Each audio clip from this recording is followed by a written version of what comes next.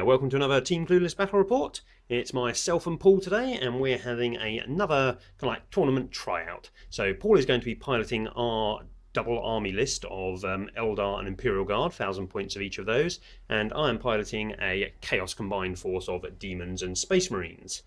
We are again playing the Maelstrom missions exactly as they are in the book, because that's how 40k are playing them. What mission are we playing, Paul? Spoils of War. Spoils of War, and we're playing Vanguard Strike. The centre line of the table is down the middle there. We've already rolled for who deploys first and who gets which side. I have chosen to deploy on that side of the board, and I will be getting first turn unless Paul can steal the initiative. Objective wise, numbers on the table. We've got one there, one over there, one in the centre here, one over there, one down there, and one in this corner. So I'm starting off with two kind of in my deployment zone. There are three down the centre line of the table and one over here where Paul's going to deploy. Let's see how we get on. So my combined Chaos force today, let's start over here as this guy's my Warlord. We have the Crimson Slaughter Supplement Chaos Space Marines over here. I've got a Chaos Lord on bike. He's got a Nurgle upgrade, he's got a Power Axe and a Melter Bomb, and he's got the Demon Heart to give him a 2-up save, and he's got the 4-up Invulnerable Sigil of Corruption. He will be leading a squad of Chaos Spawn. They've all got the Nurgle upgrade, obviously, and really luckily he has rolled the Shrouding special rule for his Warlord traits, so that will confer to the Spawn, making them pretty hardy. For troop choices, we have 10 quite zombie-looking cultists, but they're actually cultists. No Typhus in this list. They have no upgrades whatsoever. We have 5 Plague Marines. They've got 2 plasma guns in there, and they are rocking a decrepit-looking Rhino. We have 3 Terminators. They're going to be dropping in. They've got 2 Combi Melters, 1 Combi Flamer, and a Chain Fist and 2 Power Axes. At the back we have 2 separate squads of Obliterators. Each are dedicated to Nurgle. And we have the near obligatory Helldrake. One day I shall finish painting him. For the demon half of the army, we have a Demon Prince of Nurgle. He has got wings, he has got armour, he is a Psychic level 3. The Psychic powers he has rolled, he has taken Summoning. He has Warp Speed, Iron Arm, and he has to take Stream of Corruption. Not a bad thing, because it's pretty good. He's got a lesser gift, which is an Ether Blade. He's rolled up his 2 greater gifts, one of which gave him an AP1 Lance weapon, Strength 8, which is pretty nice, and the other one has given him a 4-up Feel No Pain, so that's nice rolling for me there. We have a squad of 18 Demonettes. They've got an Alaris in there. We have 11 Pink Horrors. They've rolled their Psychic powers. They have Incursion and the Flickering Fire. So I've got a couple of bits of summoning, but not a whole lot. And then at the back we have 2 Soul Grinders. One is Nurgle with the Phlegm Bombardment, and one is Slaanesh with the Torrent Flamer weapon. And that is my 2,000 points of Chaos. Let's see what Paul's bringing. We've altered our army slightly since last time. Okay, I am playing, it's basically only just a slight variant on the army list that performed so poorly last time, so hopefully we can try and do a little bit better. Still led by Tank Commander Pask here in his Lehman Russ Punisher. It's kitted out with the Lascannon and Multi-Melter, and he has got with him an additional Lehman Russ Exterminator, which has also got the Multi-Melters and Lascannon. One different thing, we've switched out the Manticore because we weren't particularly pleased with its performance, and we're now taking a deadly Death Strike missile. So that's going to be a lot of fun. Whether it's particularly effective or not, we'll find out. One big turn. We've still got 2 Wyverns, and we've still got the 2 veteran squads armed with Melters and Heavy Flamers, and they're still in their Chimeras. For the Eldar contingent, we've switched out the Spirit Seer and we've upgraded it to a Far Seer, so they're now being led by a slightly better Psyker. This time he's rolled up Eldritch Storm, Shrouding, and every Eldar's favourite power, Fortune. We still have the unit of Storm Guardians, although we've upgraded their Flamers to Fusion Guns. We still have the normal unit of Guardians. They've had to downgrade their Scatter Laser to a Shuriken Cannon. And we still have the unit of Fire Dragons, but they've had to lose their Exarch, so they're just 5 normal Fire Dragons now. And then we've still got the 3 Wave Serpents, all of which have got the Scatter Lasers, the Shuriken Cannons, the Holofields. And we have the Night Spinner, which still has its Holofields and its Shuriken Cannon. So let's see how that does. So this is our setup. I've done a classic chaos rush line across the table. I've got a big swarm of demonettes down here with the demon prince stuck in the middle of them, the Slanesh grinder there, and all the bikes and the only bike and the chaos spawn there, all touching a bit of terrain. The Nurgle grinder is there, half embedded in some woods, and the pink horrors are holding the back of the field. The Nurgle guys are deployed in their rhino over there, seeking a bit of cover. I have reserved my cultists because they're just going to die. And what else have we got? We've got the Helldrake and both Obliterators, and the Terminators are all in reserve, ready to drop in. Paul has made a wall of tanks, or kind of like a big pool of tanks. The Death Strikes at the back with the Wyverns, and then you've got the Lemon Russes and Chimeras there, and the Eldar tanks dotted around. The more important one there is the Fire Dragons are over on the flank. I think he might be hunting my poor Soul Grinder. So let's see Paul roll a 6 to seize the initiative, as always happens. Nope. No, it's a 2. It didn't happen. Excellent. Let's see what happens next turn.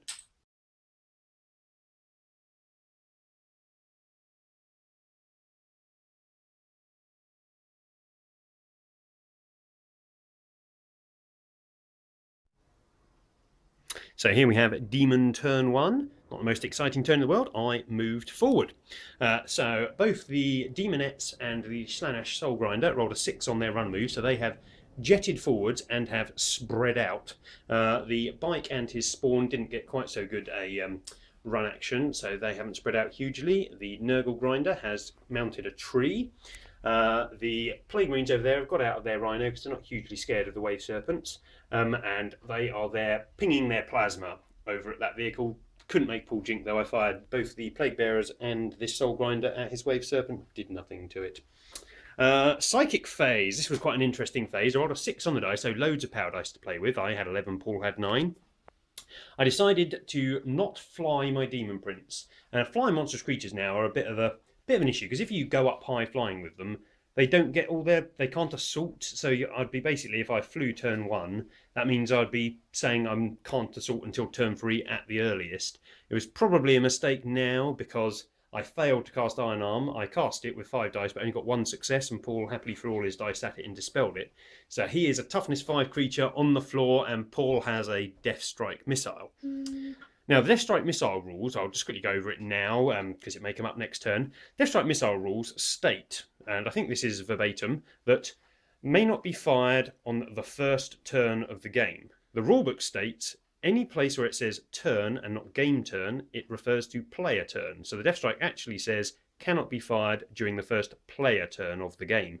So I just had my first player turn. During Paul's first turn, it is not the first player turn, thus he can attempt to fire his Death Strike.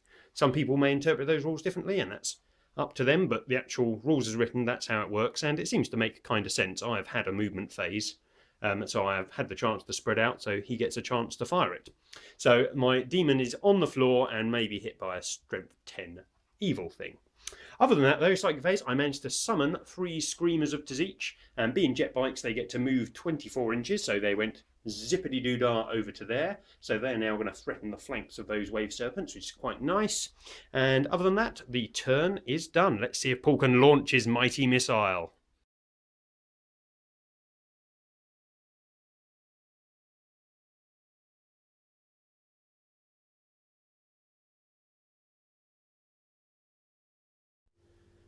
So we interrupt Paul's first turn, and he's going to roll to see if his Death Strike happens. So the Death Strike is, which ring is it? It's the second ring out. This ring here. So on a 4+, Paul gets to fire that, and we'll see what happens. Gulp. Right, ready? So back here. Yep. Oh. It's a 3! I live! Okay, it would have been more exciting if he'd rolled a 4, but I'm quite pleased he didn't. Okay, so the Imperial Guard and Eldar have had their first turn. We didn't really move all that much. The Eldar tanks kind of spread out along this edge, moved back from where they were behind that rock and spread it out to the table edge to try and make the charge distances as long as possible. And then we just had a lot of firing, really. So the Demon Prince, if you recall, was on the ground and hadn't had Iron Arm cast on him. So first thing we tried to do was shoot the Death Strike missile. Cuts to bit with a Death Strike missile. Yep. When that didn't work, we then decided that we were going to have to try and take him down. I thought I was going to need all 3 Wave Serpents and most of the other things, but in fact, these This Wave Serpent here managed to get full 7 shots with its cover ignoring energy shield, and this one managed to get the full 7 shots with its cover ignoring energy shield. So we managed to take him down with only 2, which is very nice, and netted us the first blood victory point. He is unfortunately back on the shelf. The Guardians had got out to try and take out the Screamers. They only managed to take out one of them, which was a bit unfortunate, which meant that we then had to fire this Wave Serpent into the Screamers to finish them off because we couldn't have them charging into our ranks. Pask used his ability to fire smoke and fire his shots because we think we've got some deep strikers incoming next round. They put some shots towards the Soul Grinder, managed to do it 1 whole point and stopped it from shooting next turn. I'm sure the shooting's going to be particularly important. Chimeras kind of sprayed some shots everywhere but didn't really hit anything. And then the Night Spinner and the 2, what are these things called? Wyverns managed to blow up enough demonettes to push their front lines back that we're pretty safe from being charged from them next turn. So then at turn 1, I'm mostly being threatened by Deep Strikers and this Slanesh thing, and these guys if they get a really good charge range in on us. Let's see what happens in turn 2.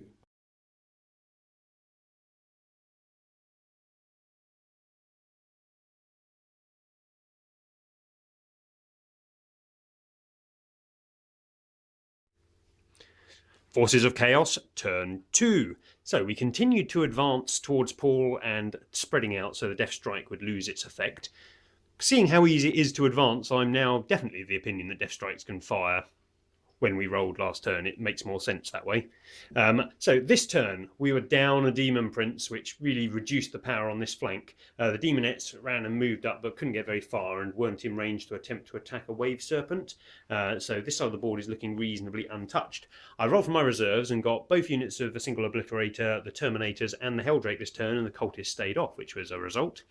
I decided, well, whether stupidly or not, to risk the Obliterators. You guys decide yourselves whether you think this is stupid or not. No! So, now admittedly that is quite dangerous, but if I'd have survived, what was going to kill it? Nothing was, but I didn't roll a hit and he scattered onto the front of a vehicle and died. The second guy decided he'd be much braver and go... And again, he scattered off the board. Right, so Paul got to place that one. So Paul has placed him over here. He placed him here thinking that with this big line of sight blocking and the fact that he's Nurgle, meaning he can't run because he's slow and purposeful, meant that he would struggle to get line of sight. But I've cunningly moved my Rhino back here. And because he's not wearing Terminator armour, he's just got a 2-up save and a 5-up invulnerable from other means. Next turn he can clamber in the back and then the Rhino can move and he's then in a moving firing platform, which seems quite nice. So the 2 Obliterators did nothing, but I feel it was worth the risk to try and get shots onto Pask or shots onto the Death Strike.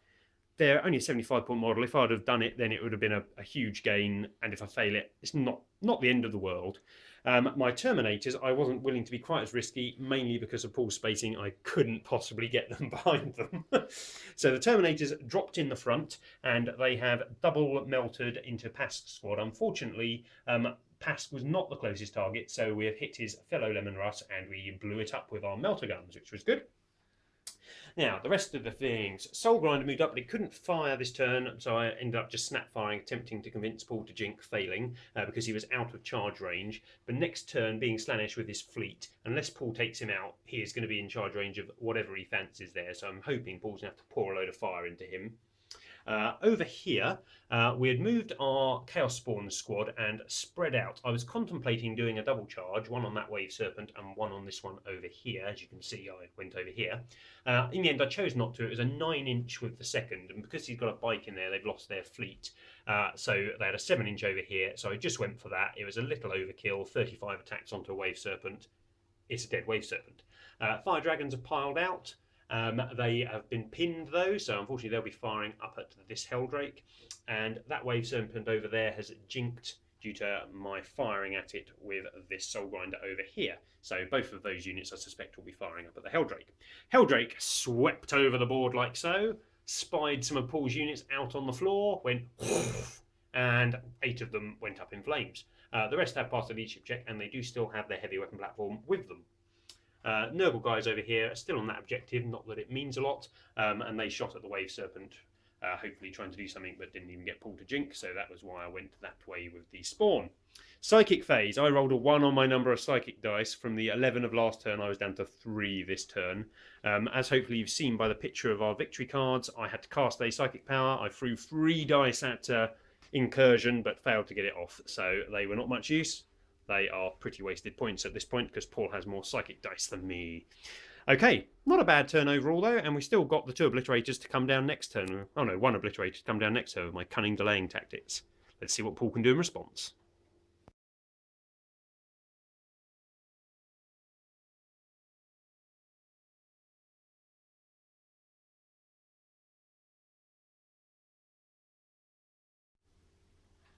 Eldar turn 2. So the Wave Serpents continued to spread out to give the Chaos more distance to cover. These ones came around here.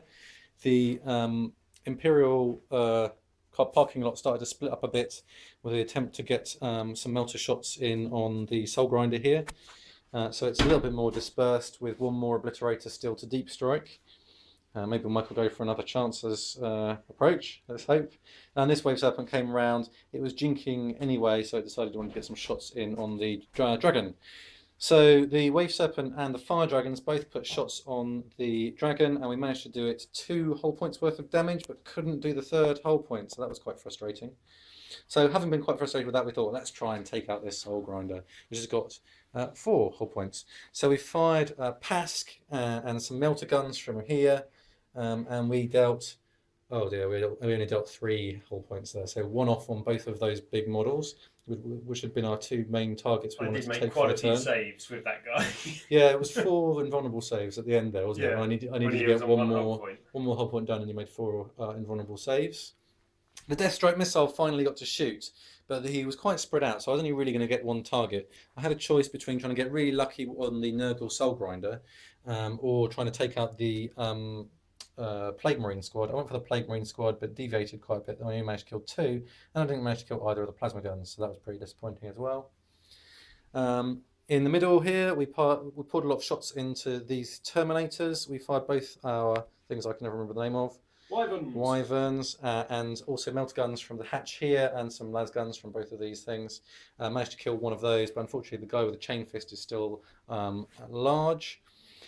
We managed to wipe out all but 1 of the demonettes with this Wave Serpent, so the demonette menace is pretty much reduced. Not quite sure what 1 demonette will achieve. She'll probably now go on to do something really important. Wave Serpent death! And we finally had the Night Spinner. It could have had a go at taking out the final demonette, but we decided with this thing, with only 1 whole point, we'd try and go for the lucky kill, but we were unsuccessful. So not a terribly successful turn for the Eldar and the Imperial Guard on turn 2, but there's still plenty of game left.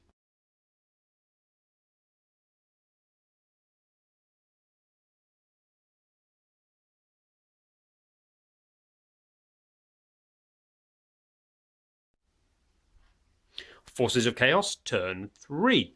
So this turn, we'd got into position to assault, so let's see how it went. First of all, the Helldrake went into hover mode. Oh, let's see if his It Will Not Die gives him a wound back. It does, as always. So here's regen to hull point. He went into hover mode and burnt to a crisp the 5 fire dragons. He used his demon fugue, so he got to reroll the 1/1 he rolled, so they're all gone. And that scored me a VP because I had the card kill something in the shooting phase, and there's not many of my other units that will be able to do it. Plague Bearers just shuffled back to be on this objective, just in case it comes up. The Rhino rolled round with its obliterator inside, took a pot shot, and I have immobilised the Chimera. I can remember its name from it. Chimera from that distance, which is pretty nice. Around here, the Chaos Spawn had looped round, and again I was contemplating going for a multi-charge, but it was a 10-inch this time, so I decided against the multi-charge. Unfortunately, because I was going for the multi-charge, I'd strung all the way in front of this rock, and then only rolled a 4 on my charge roll, which meant they had to then go back round the rock, and I didn't get many attacks onto the Wave Serpent because I rolled a 1 on my random attacks each turn, and only had, I think, 3 or 4 in combat. So I have made it so it can't move or shoot this turn, but unfortunately it's not dead. Obviously I'm still in base contact, so I get to fight it in my combat phase, but Paul may well have killed all the models in base contact, and he still gets to snap fire it anyway, so still a powerful model to not die. This Soul Grinder moved this way. We have to score this objective this turn, which hopefully you've seen from the photo I've placed. The Demonetto then needed to roll a 6 on her run move to get close enough to score it. Failed to do so, so she headed back in that direction. And this guy has moved here to threaten anything that Paul moves over, because in this mission, Paul can score any of my objective secured things that I haven't scored. So that's why he's moved there. He opened fire over to there. Paul wisely chose to not jink, because I didn't do anything to his tank once again. Moving around here, the Soul Grinder, who has 1 hull point left, moved in. He tried to pop the tank by shooting. Aha, as Paul's about to show, the tank is now dead. I ripped it apart with my big claw. Stuff got out the back, and as always, the Imperial Guard with Leadership 8 have failed their pinning check. So this is nice. 2 Terminators there, 1 a Chain Fist, 1 a Power Axe, moved into Pask. The Chain Fist only hit twice and didn't get an explode result. I've immobilised Pask and stopped him from firing next turn. But again, he's still pretty dangerous. It's a heavy 20 rending gun. And other than that... Oh yes, the Pink Horrors again failed to cast a Psychic Power. I've kept the card that scores me a VP for casting a Psychic Power, but it's 2 turns in a row now they've failed to cast it. I mean, it is Psychic level 3, so it's not the easiest thing to cast, but still, do better. On to Paul's turn.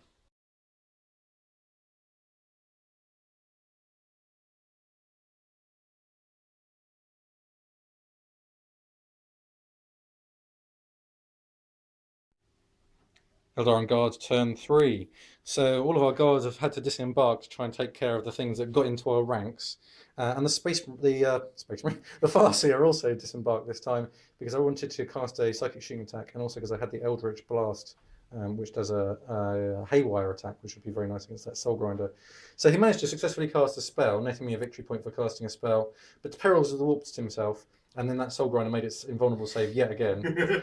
Pask wreaked furious vengeance on him though, and took him apart in the following shooting phase.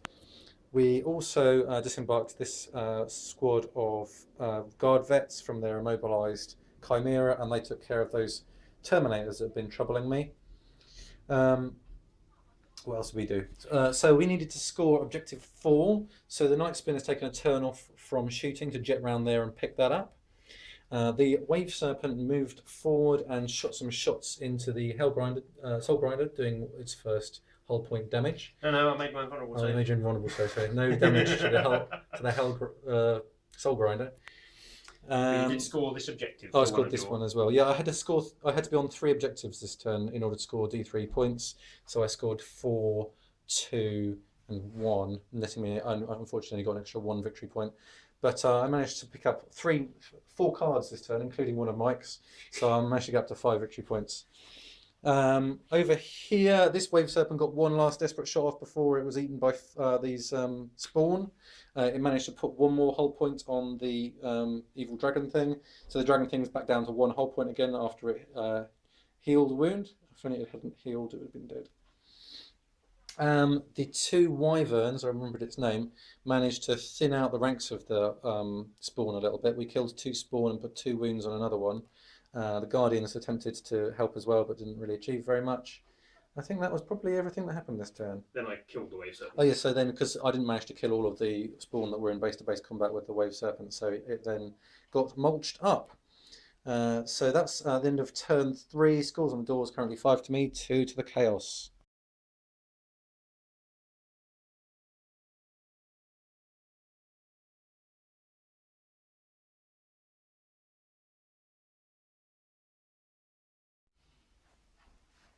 Chaos combined, turn 4.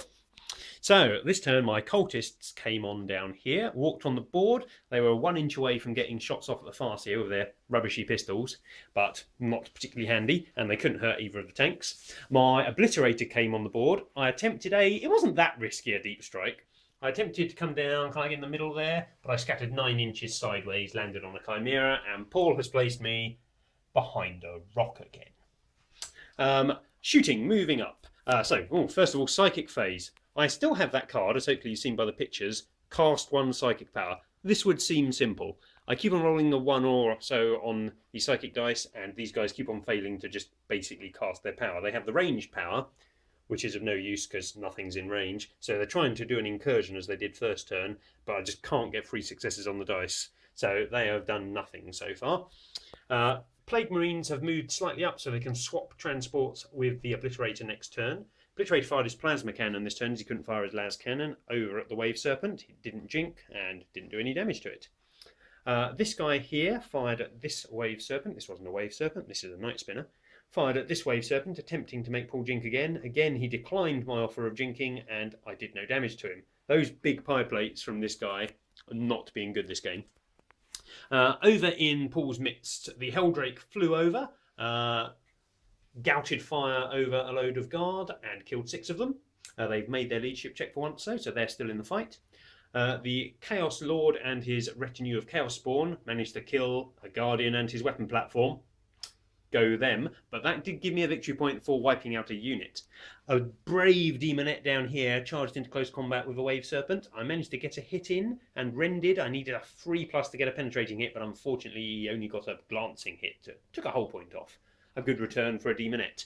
And the scores on the doors at the end of my turn are 5 to Paul and 3 to myself. Over to him.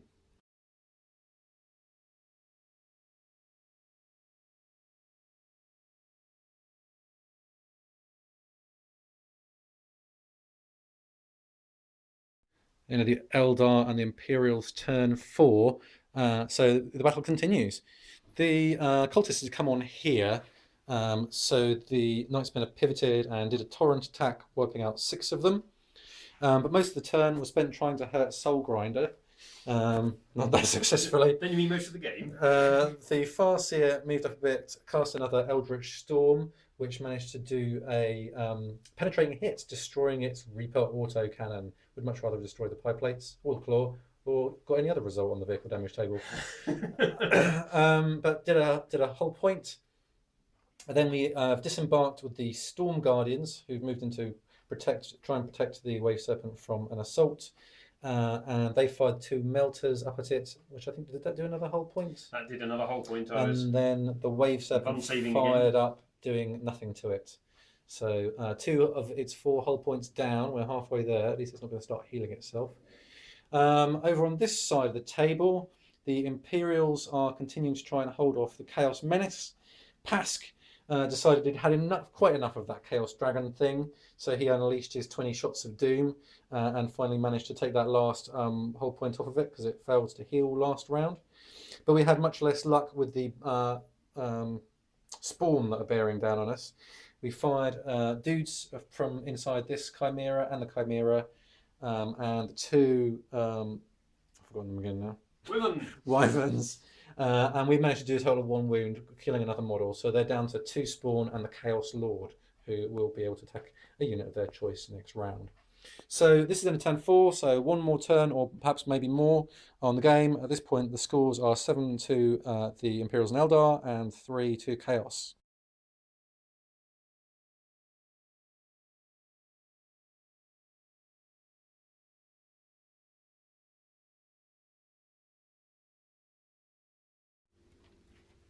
Forces of Chaos, turn 5.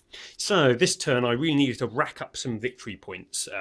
So I really wanted to manifest the psychic power. I had, hopefully you've seen from the picture I've taken, I have to try and score number 4 here, which is quite nice. And what was the other one I had? Score number 1, which is over there. So first plan, cultists over here moved this way. They need to get a 5 on their run move to score number 4. Unfortunately, they only got a 3, didn't quite get there. The Soul Grinder, he could have made a play for number 4, but it would have involved going quite background and having a long run move, and because he's noble, he can't run, so didn't do that. So instead, he charged towards the Wave Serpent and the Guardians. Now, the Guardians were wrapped around it, forming a protective shield. So I fired my big blast at the Wave Serpent, so it could also hit some of the Guardians. And then, due to removing the closest models, it would open up a hole in the protective shield, which I could then charge through. It scattered quite wildly, hit itself, did a whole point to me, put me on 1 whole point. But I managed to kill 1 Guardian, which was just enough to sneak my spindly leg through their gap in the cover and touch the Wave Serpent, and he then managed to maul the Wave Serpent to death, killing it. It exploded, killed a cultist who then ran off the board. Wasn't so good, but it did 4 wounds to the Storm Guardian squad, and they are running as well, so they're sprinting that way. I also killed one of the melters, so there's only one melter in there, which I'll have to snap fire this turn. Over here, the pink horrors. This time I rolled a 6 for my psychic dice. Awesome, you may think. I threw 8 dice at summoning, only got 3 successes, but Paul threw 9 dice at it and got 3 6s, denying me. I still have not scored that damn objective. Over the other side of the board, I wanted to score objective 5, because that one was one of the ones Paul had, so I can score that. I really wanted to get my Obliterator out of the Rhino and put the Plague Marines back in the Rhino so they could get up towards the enemy.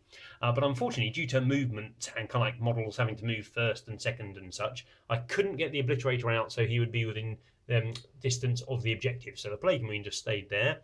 The other deep strike scattering Obliterator has moved outwards, and this one moved forward 6 and fired his las cannon.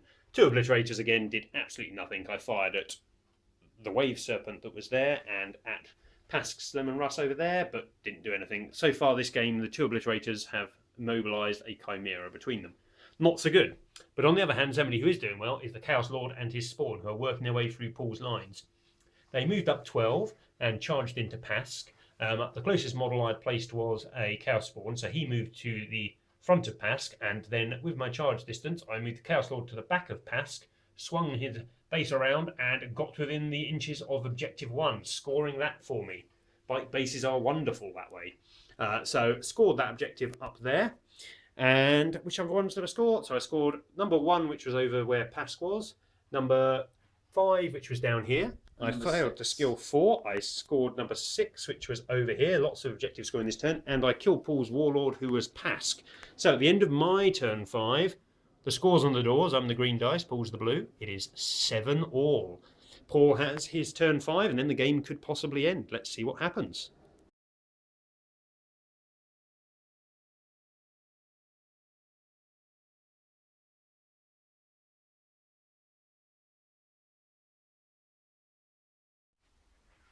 Imperial and Eldar turn 5, and what a turn it was. So if you recall, we had the Chaos Lord and his retinue of spawns in the middle here. Having seen Pask go down valiantly, infuriated the remaining Imperials, who all fired their shots. So we had Chimeras and the guys inside, had a couple of these Wyverns, and then we had the guys on the hill firing down. And we just about managed to do it. So the Wyverns were amazing and managed to wipe out the spawns.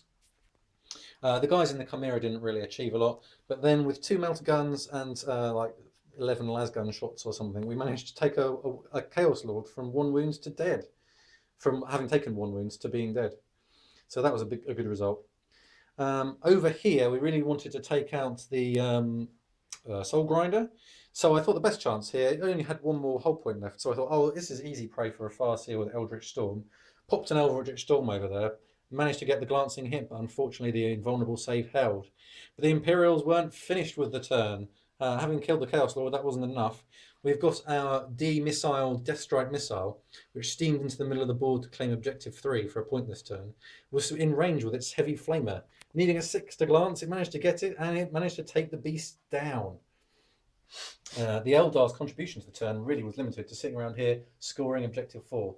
So I scored objective 4 and objective 3 and slayed the Warlord this turn, pinning me 3 victory points. So the scores at the end of turn 5 are, see without the glare of the light, 7 plays 10. So the game ending here. Also, you kill my Chaos Lord, meaning I no longer have Line Breaker. Oh yes, so I have you have Line Breaker. So if it ends here, yeah, it'll be 11 to 7. So on a 1 or a 2, the game ends. Rolling it here. Let's see what happens. Turn 6.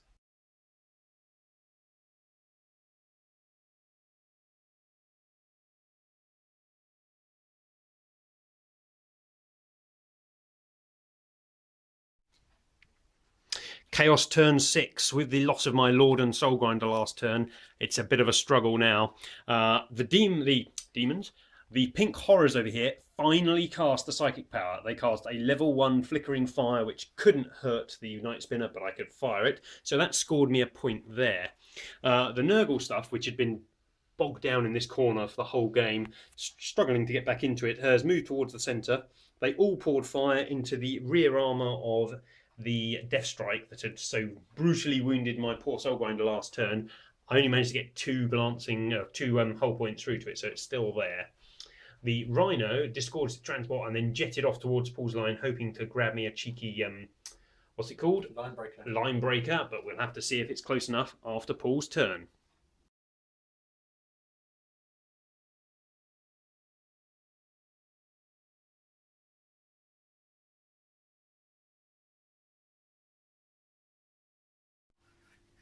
Turn 6 for the Imperials and the Eldar. Managed to get pretty quick now because there's not that much left on the board. So I was very lucky and flipped over cards. As you saw, I had to score objective 1 and 3. 3 buried underneath my Death Strike missile, which didn't really kill 2 Plate Marines with the missile, but since it's lost its missile, it's killed a Plate Soul Grinder and scored me 2 victory points. And this one over here, which of course we can score without any difficulty. So the only other thing I could do, which would really have much impact on the game, would be to take that Rhino out of line breaker position. So Farseer popped around the corner, chucked a Eldritch Storm over there and glanced it for one, ducked back round again. This Chimera managed to take a hull point off of it with its multi-laser and heavy bolter. And then this Wyvern managed to take the last one off with its heavy bolter. So we managed to take that out of the picture. And then, the things we did was lob a few more Wyvern shots over here, took out a Plague Marine, and then the Night Spinner managed to whittle down the pink horrors quite a bit. So there's 7 pink horrors left. So I managed to score 2 more points here and took Mike out of line breaker position. So the scores before the dice roll are 12 plays 8. I'm in line breaker, so I'll go to 13 plays 8 if this comes up for 1 to 3. 1 to 3, game is over. It's we will a 4. have a turn 7. It won't take long.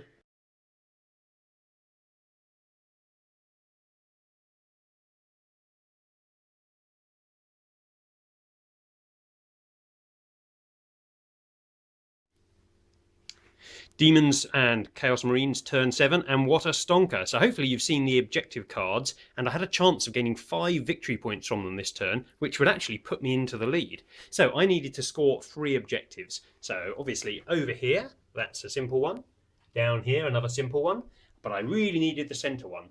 I also wanted to close combat something to get that VP, so I couldn't risk shooting the back of Paul's remaining Death Strike launcher over here. So I moved in with the Obliterator, got within 2 inches, but there was terrain, managed to make the charge through cover, and then clubbed it to death with my Power Fist, scoring me all the VPs there. So I then rolled a D3 for my victory points, managed to get 3 on the dice. So the scores on the doors at the end of that turn, which is my last turn of the game, I am 1 ahead, 13-12. Now obviously Paul has scored Linebreaker, and I can't get to Linebreaker, much to the valiant attempt of mine not allowed to run Chaos Space Marines. So if Paul doesn't score any more VPs, it's a drawn game. It can easily happen if I get Killer Psyker. Because Paul has no Killer cards, Flyer, so he's got 3 Killer random Building. ones. I've got 3 randoms. The only other thing that happened of note this turn was the Pink Horrors. They got 4 dice to cast this turn, managed to pull off a incursion. I went and picked up the models, moved back to the table, but I forgot that Paul can deny the witch, and he rolled 5 dice and got 3 6s, and I was countered once again. So basically it comes down to... Yeah, let's see what Paul gets.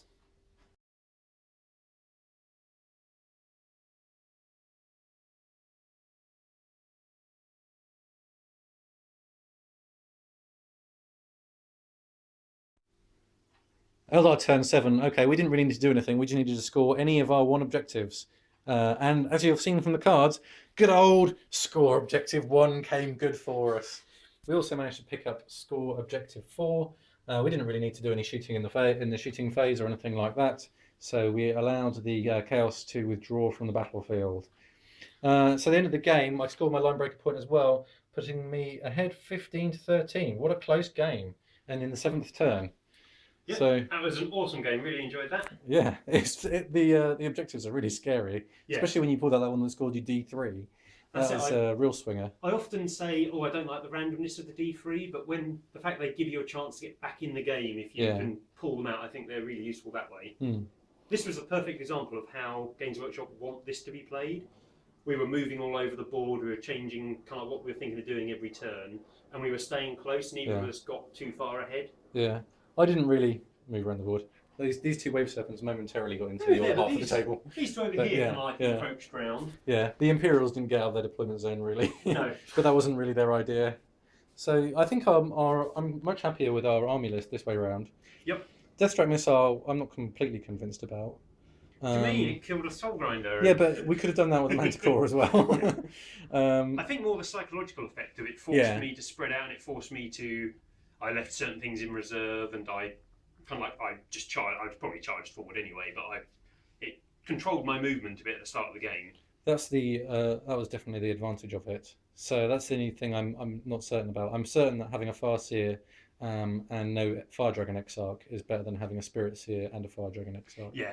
The Farseer is awesome. Extra psychic power, the stop yourself denying, the extra wound. He's on 1 wound at the end of the game. Yeah.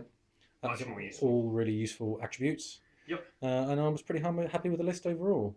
Yeah, it seemed like quite a hard fight. You had a lot of really tough to kill models. Yeah, the Soul Grinders. I mean, I loved them, and they were so tough. Both the Soul Grinders, the Dragon, the Demon Prince. Although I got pretty lucky killing Demon Prince. It was a lot of really tough things to get through. So I think if we can put out enough firepower to take out all that stuff, at the end of the game, you've got 2 Plague Marines. Oh, Jesus! Sorry. It's okay. Just a pig. You got 2 Plague Marines, 2 Obliterators, and 7 Pink Horrors left. Yeah. I think that's a really good sign that we've got a really nice shooting army. We've got literally 0 close combat capability. My Farseer just about managed to take out a Demonette.